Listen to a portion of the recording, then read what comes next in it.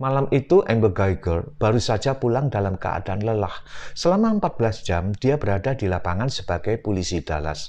Saat menyusuri lorong menuju apartemennya dengan nomor 1378, dia kaget karena pintu apartemennya tak terkunci.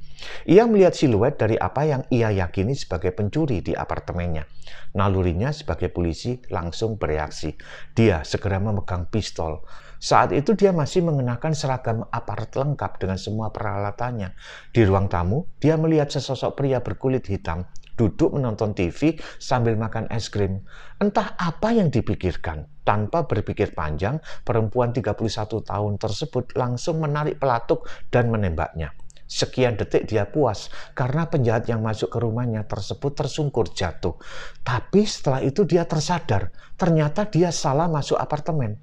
Geiger tak mengecek bahwa apartemen yang dimasukinya itu sebenarnya bernomor 1478, beda satu lantai dengan apartemennya.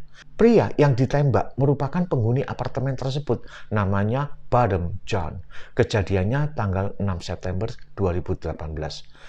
Peristiwa itu menggoncangkan Amerika Serikat karena si penembak adalah orang kulit putih dan korbannya kulit hitam. Insiden ini juga memanaskan lagi polemik soal rasisme.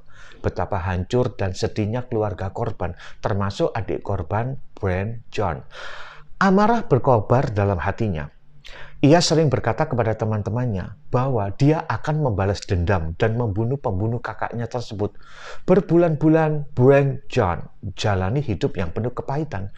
Tapi ia sadar bahwa amarahnya tidak boleh terpendam dalam dirinya. Dalam salah satu wawancaranya dengan CNN, ia berkata bahwa kesediaannya untuk memaafkan Geiger akan menolongnya untuk memiliki roh yang memaafkan bagi yang lain. Sampai saat ketika ia harus menyampaikan pernyataan di sidang si pembunuh tersebut setelah pengadilan menjatuhkan hukuman 10 tahun penjara kepada Geiger pada tanggal 2 Oktober 2019 dengan terbata-bata dan dengan kekuatan yang mulai tersusun, Brian John mengucapkan kata-kata pengampunan. Bukan hanya itu saja, berikutnya ia melakukan tindakan yang mengagetkan seluruh warga Amerika Serikat. Brian John memohon untuk boleh memeluk pembunuh kakaknya kepada sang hakim. Lihat cuplikan sidang tersebut. I forgive you, and I know if you go to God and ask Him, He will forgive you. But I love you just like anyone else. And I don't even want you to go to jail. I want the best for you. Because I know that's exactly what both of them would want you to do. And the best would be give your life to Christ. I'm not gonna say anything else.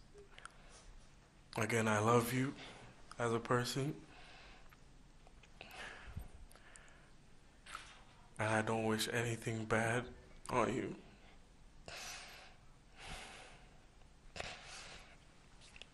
I don't know if this is possible, but can I give her a hug, please? Please? Yes.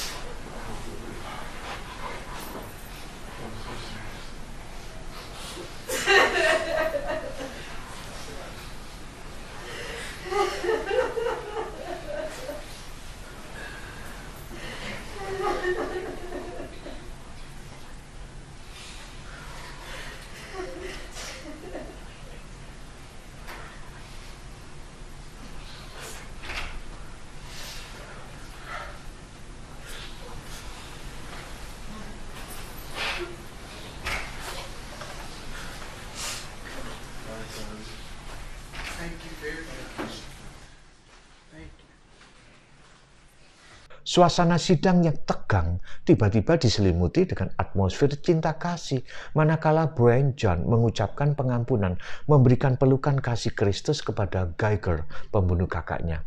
Hampir semua orang terisak di sidang tersebut, tidak terkecuali sang hakim.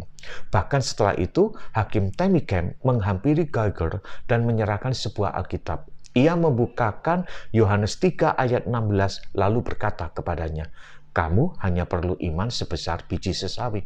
Kamu mulai dengan ini." Setelah itu mereka berpelukan.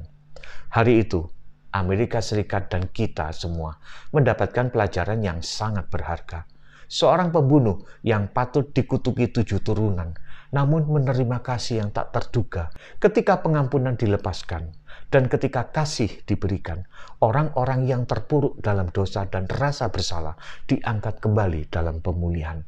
Semoga kita menjadi orang-orang yang melepaskan pengampunan supaya atmosfer di sekitar kita adalah atmosfer cinta kasih. Amin.